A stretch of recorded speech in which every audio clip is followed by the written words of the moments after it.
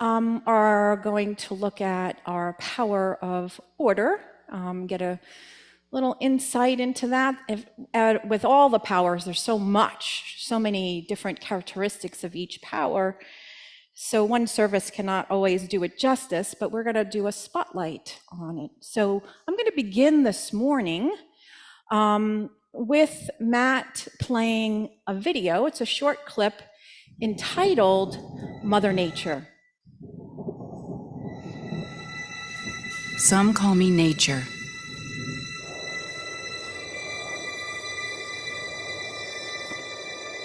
Others call me Mother Nature. I've been here for over 4.5 billion years. 22,500 times longer than you. I don't really need people, but people need me. Yes, your future depends on me. When I thrive, you thrive. When I falter, you falter.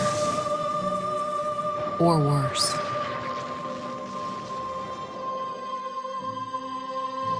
But I've been here for eons. I have fed species greater than you, and I have starved species greater than you. My oceans, my soil, my flowing streams, my forests, they all can take you or leave you. How you choose to live each day, whether you regard or disregard me, doesn't really matter to me. One way or the other. Your actions will determine your fate, not mine. I am nature. I will go on. I am prepared to evolve. Are you?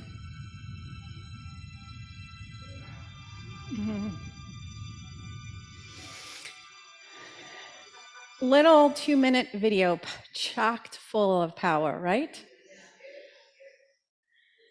So I'm going to give us a minute to think first. What do you think the purpose of that video is? Just take a moment in the stillness. And if anybody on Zoom wants to share, they can put it in the chat box. And let's just take a moment.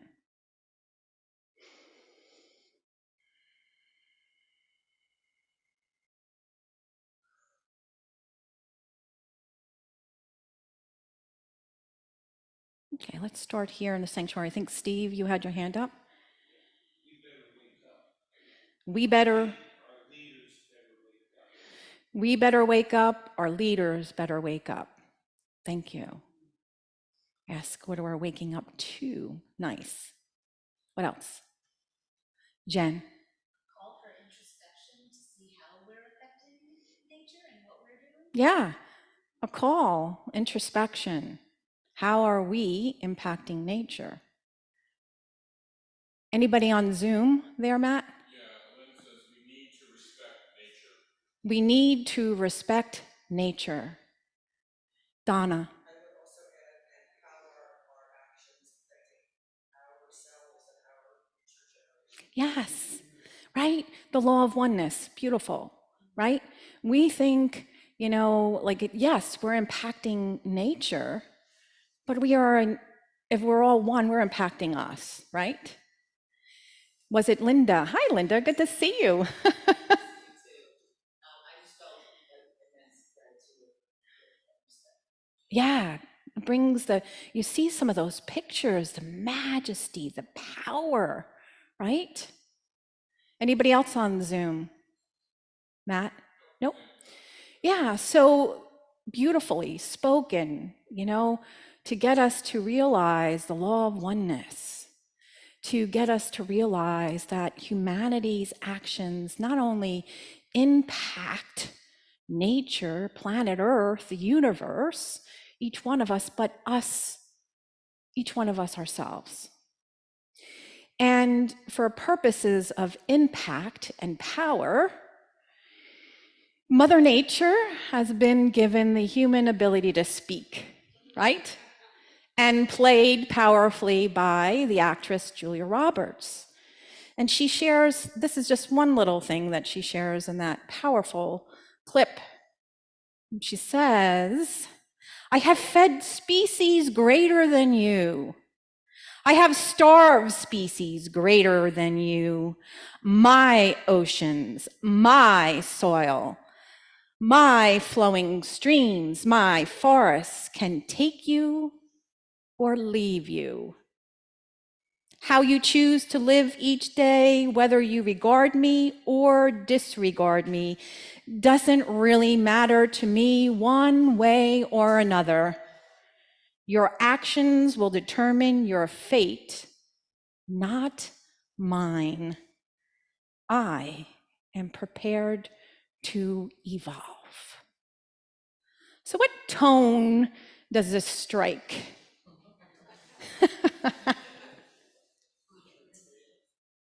What was that? Authoritative. What else? Power.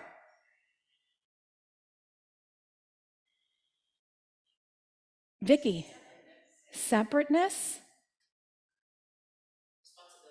Responsibility. Warning. Anything on Zoom being shared? Yeah. And there's also a sense of coldness, right? Harshness, right? And the thing about it is, if we take a real look at it, it's very factual, right? Earth, nature, Mother Nature is living, breathing life, but it is impersonal, right? It doesn't have the human ability to feel, to believe, to be critical or judgmental, and to punish. Now, that is saved for the evolved species of humankind. Yes.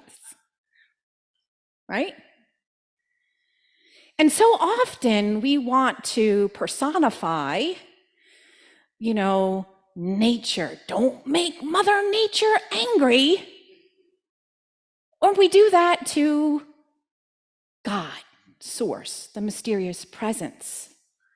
Don't tick off God or be in favor with God, right? It's not because we want to take our humanness and make it more powerful, but assign our humanness to earth, to God, right? That it should take our feelings into consideration. But really what's happening here is nature is demonstrating the power of order. It wants to adjust. It is evolving, right? One of the things it does is, the increase that we have seen in earthquakes, tsunamis, extreme heat conditions, floods, droughts, all of that we have experienced is not Mother Nature being angry or trying to wake us up. It is causing effect. It is the law of order. These things are happening, to adjust to the imbalances that are created. So these imbalances are the way law of order tries to adjust. So these imbalances are caused from pollution, carbon gases, cutting down too much vegetation, depleting our soil, energetic violence, right? There's the Emoto water study of the crystals where there's a lot of crime and violence in an area where the crystals look small and dark and dingy, and then you go to places where people are meditating and you see like diamond-like crystals. We're seeing it reflected. And how many of us remember when we were in lockdown? Anybody see those pictures they showed when we were, during the COVID lockdown, where they showed the air in California looked clearer instead of having the fog, and the waterways, just showing that it had time to maybe right itself. And so co-founder Charles Fillmore says that order is the first law of the universe. Indeed, there could be no universe unless its various parts were kept in balance and harmony. It needs to adjust, right? Order is also one of our 12 spiritual powers, right? We think Superman, Wonder Woman, right? 12 spiritual powers. They are 12 innate inner abilities of our divine nature that we all possess. They're always there all the time. The question is, are we aware of them? Do we understand what they are? And do we know how to use the laws of the principles in our lives with intention and focus?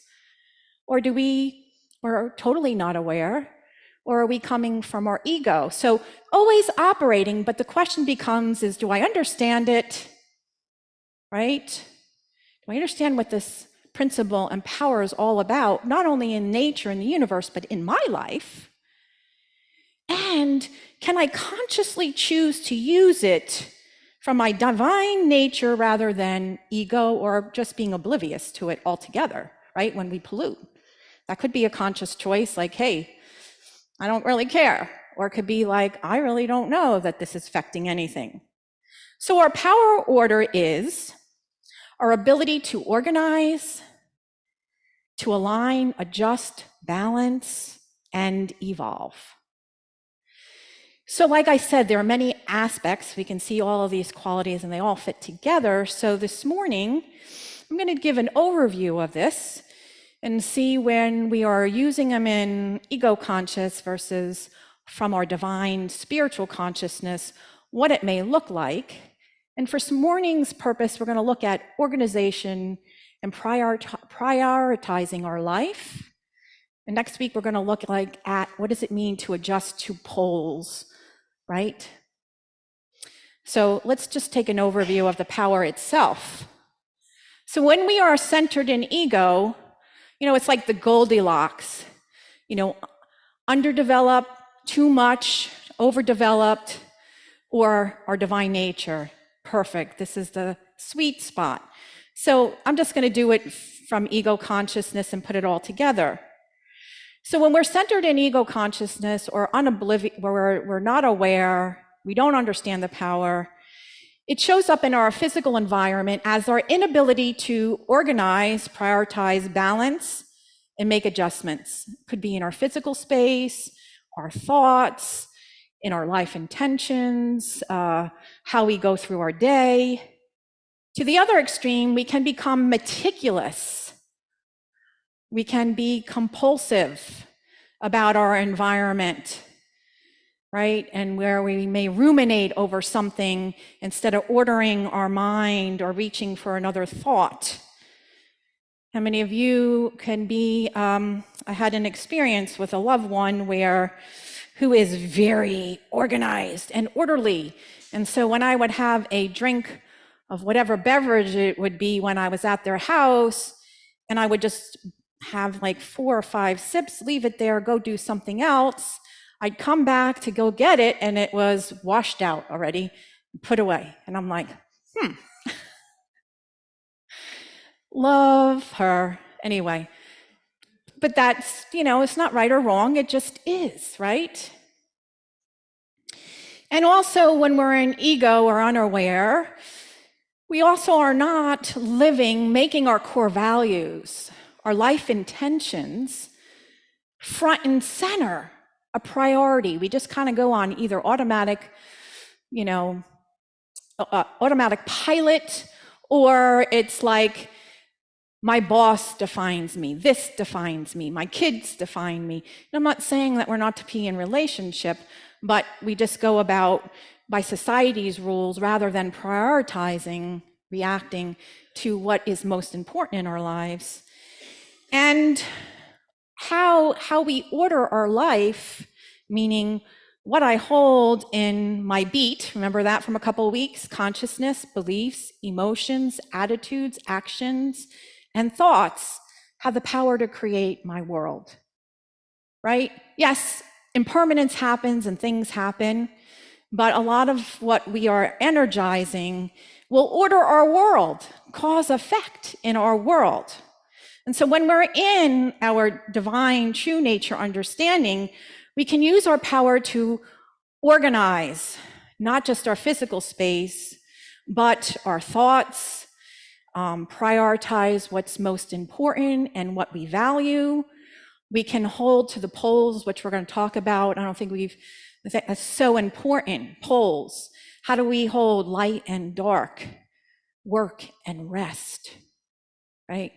There are so many poles and they work together. And when we can understand that, we can create some balance and adjust, just like nature needs to adjust to what it's going on.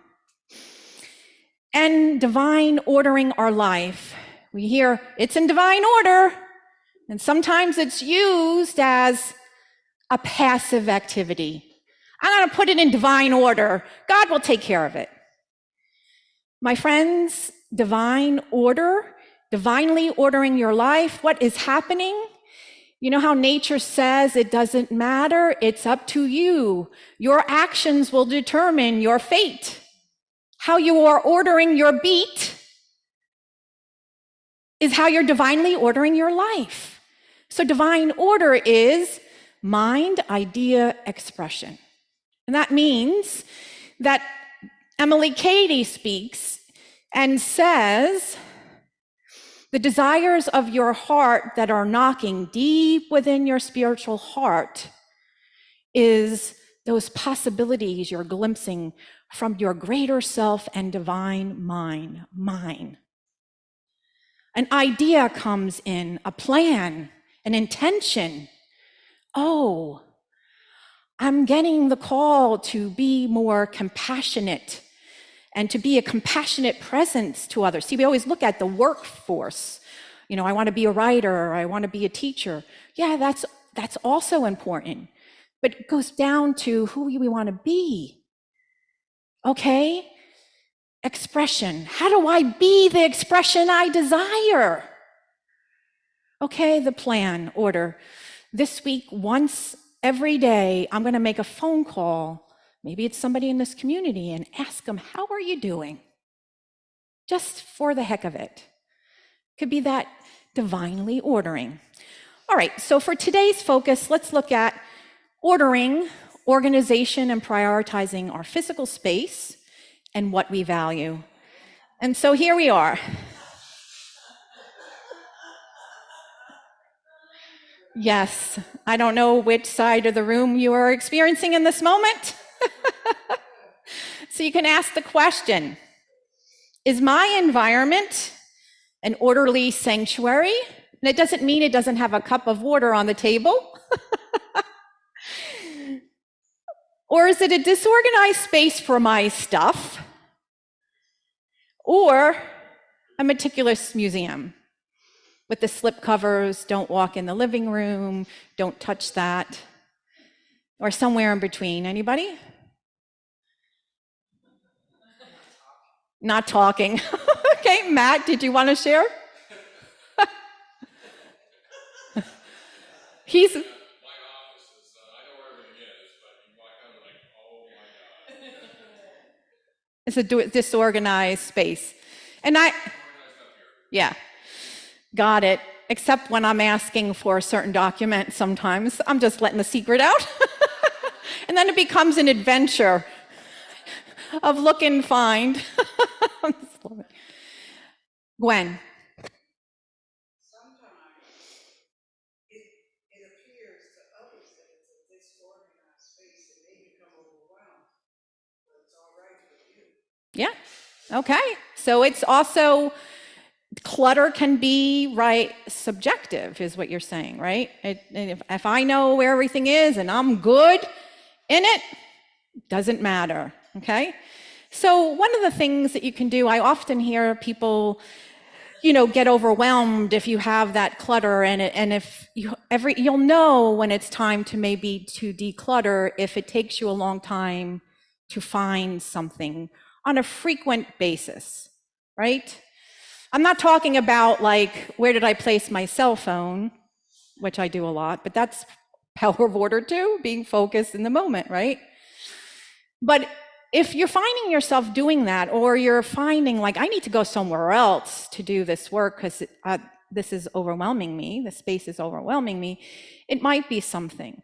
So, an easy technique is to set a timer for 5 minutes, 10 minutes, put it on. Maybe we'll start with the mail that's here.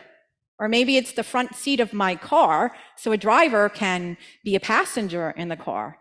Just pick for 5 or 10 minutes. Because sometimes it's overwhelming. When you order your life, it can be one small, sweet step at a time. And if you're someone who wants to live more freely, let your hair down, and not live in a museum, maybe what's one thing you can do? Wait to wash the glass until the guest leaves, or, invite people to have a snack in the living room. I don't know, whatever it is, if that feels right for you. Just could start where you are. So now we're going to look at what does it mean to organize and prioritize what is important in your life. Living first things first, as they say in 12 steps, right?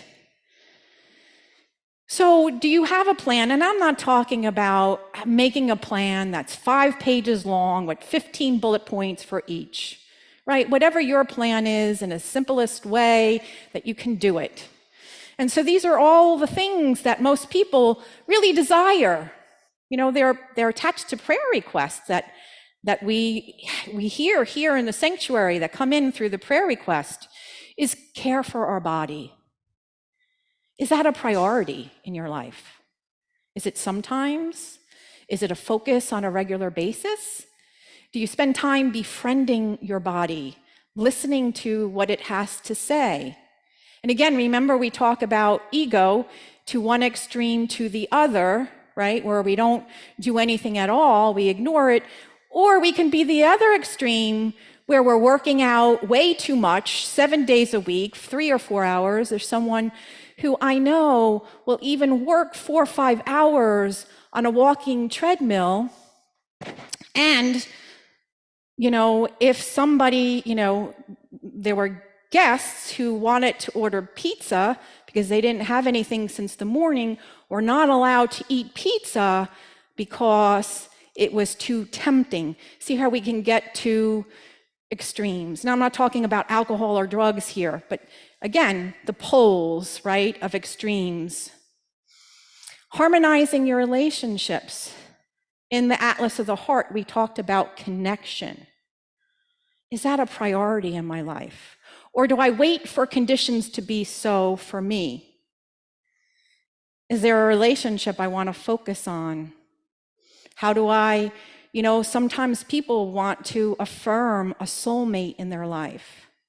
Well, what are those qualities of that soulmate you desire? And then you're asked to divinely order your life to be those in action, not waiting passively for some God out there to deliver them to you. And then to spiritually evolve. How much, nature will evolve. Each one of us gets divine discontent for a reason. That spirit knocking on our door, time for change, time to live from a higher place in consciousness. Do we ignore it? Do we spend time in stillness?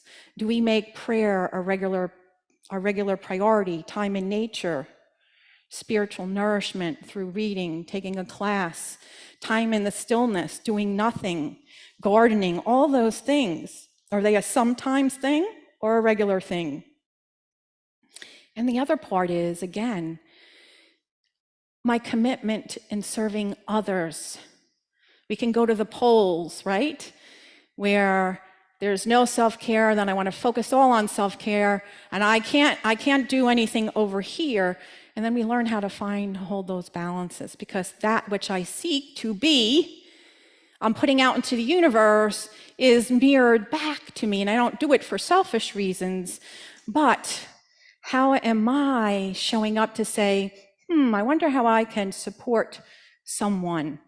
I want to get to know someone. I want to let them know that I see them and that I'm not just participating, maybe in this community for my own reasons. Not that that's not important, but how do we hold those poles? And then we could look at order in our financial world. Do we have a financial budget?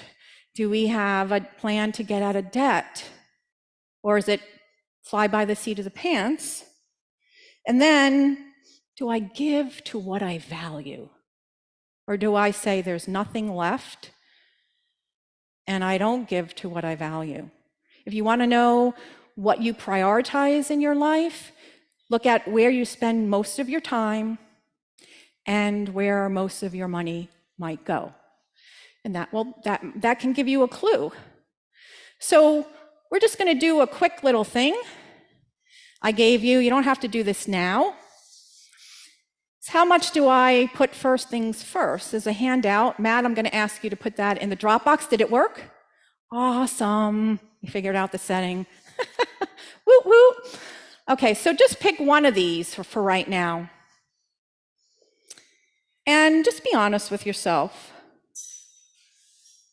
Are you putting first things first? You could pick your body, you could pick relationship to others, your spiritual evolution, sacred service. Just pick one for now. You can take it with you. And what do you think? Is it a first things first, truly? Is it not at all? Sometimes? Or damn, it is a priority and I am on it, divinely ordering my life.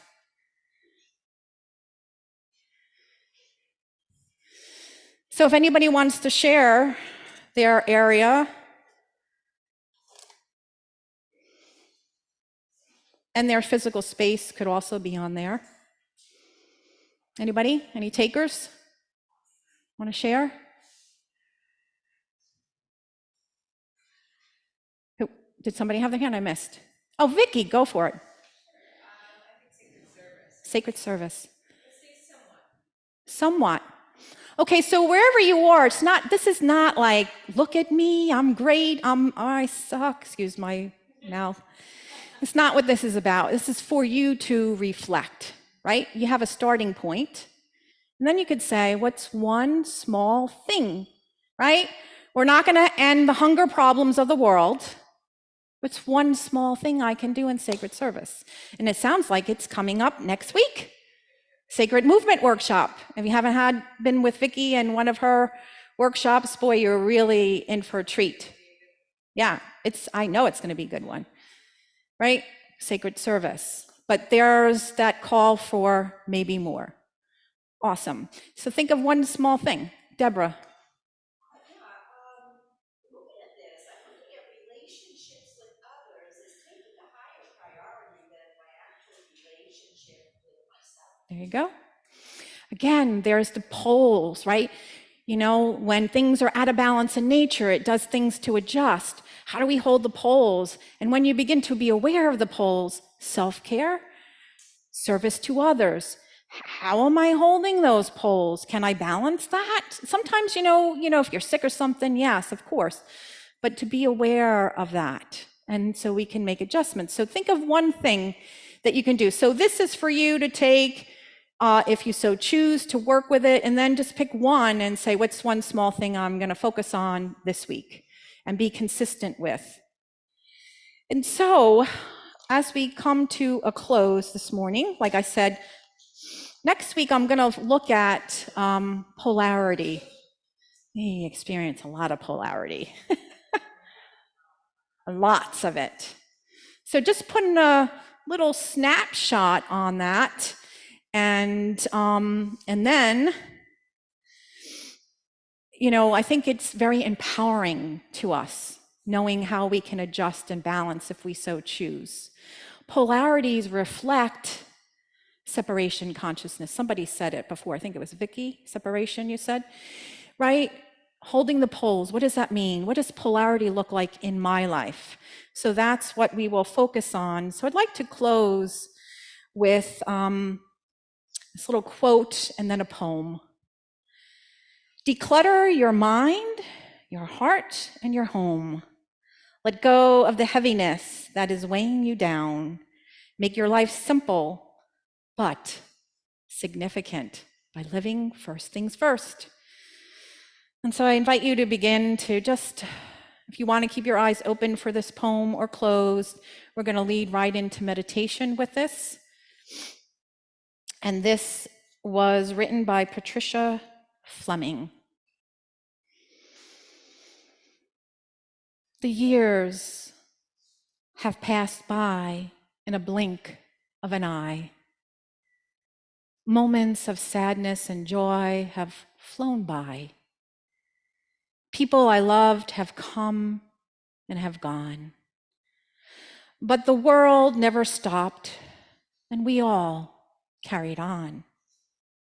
Life wasn't easy, and the struggles were there, filled with times that it mattered, and times I just didn't care. I stood on my own, and I still found my way. Though some nights filled with tears in the dawn of new days. And now with spiritual maturity, it's become very clear things I once found important were not why I was here. And how many things that I managed to buy were never what made me feel better inside. And the worries and fears that plagued me each day, in the end of it all, would just fade away. But now, how much I reached out to others when needed would be the true measure of how I succeeded. And how much I shared of my soul and my heart would ultimately be what set me apart. And what really is important is my opinion of me and whether or not I am the best I can be, and how much more kindness and love I can show before my soul tells me it's my time to go. So let us take a deep breath in. And I invite you to close your eyes if that feels right.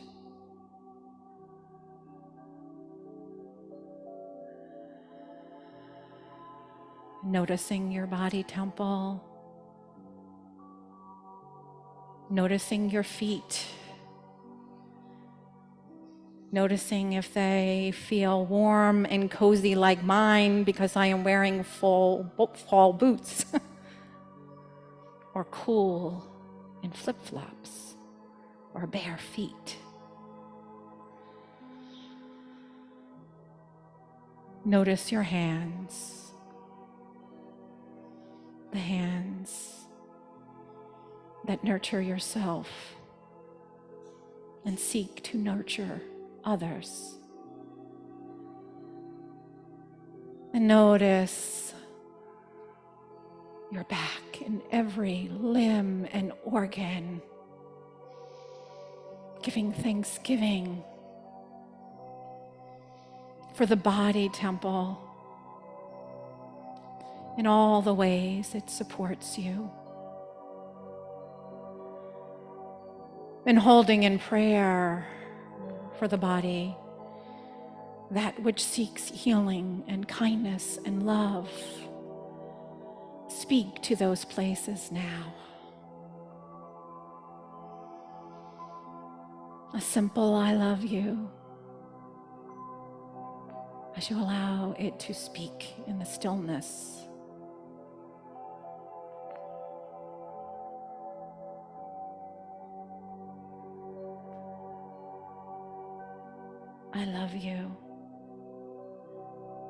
How may I support you? What wisdom would you like to speak to me?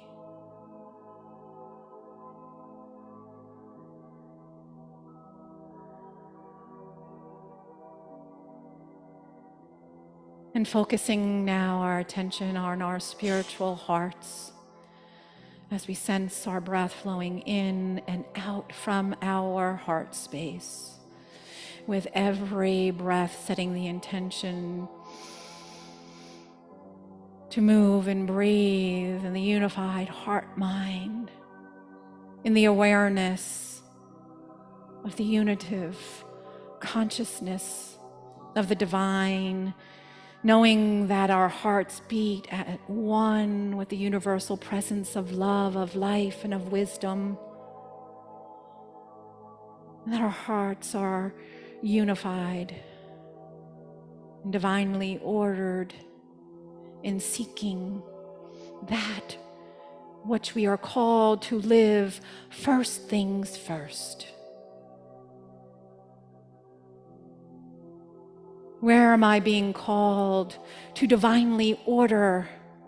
Perhaps it's my body, my soul's connection and love of self, of source, of another.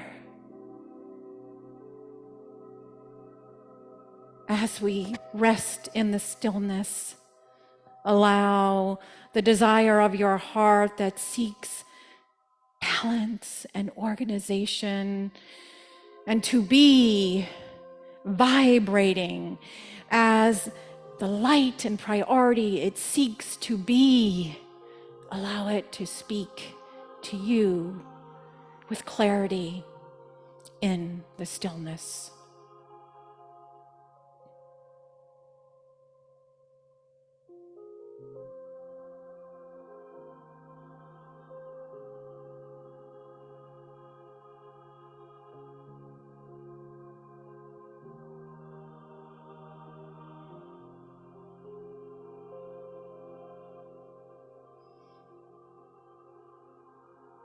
I am the power of order, divinely organizing my life as I seek to flow with the twists and turns of this changing world, as I seek to live first things first in my life. Oh, I am awake. I am aware, and I am the divine power of order, demonstrating powerfully as I take that deep breath in and out, allowing the energy and the vibration of order, of life, of love, of wisdom, of zeal, of faith, of love, of elimination,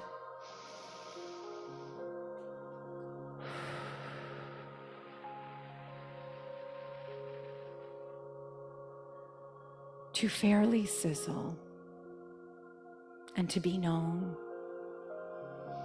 And so it is, and so it shall be, as we say, Amen. Taking a deep breath in and out, another breath in and out, rubbing your hands together, touching an area of your body, grounding yourself, and when you are ready, open your eyes and behold the beauty that you are and the beauty that surrounds you. And from my heart to yours, I wish you a blessed week of not only of order and of power, but of great love. Namaste.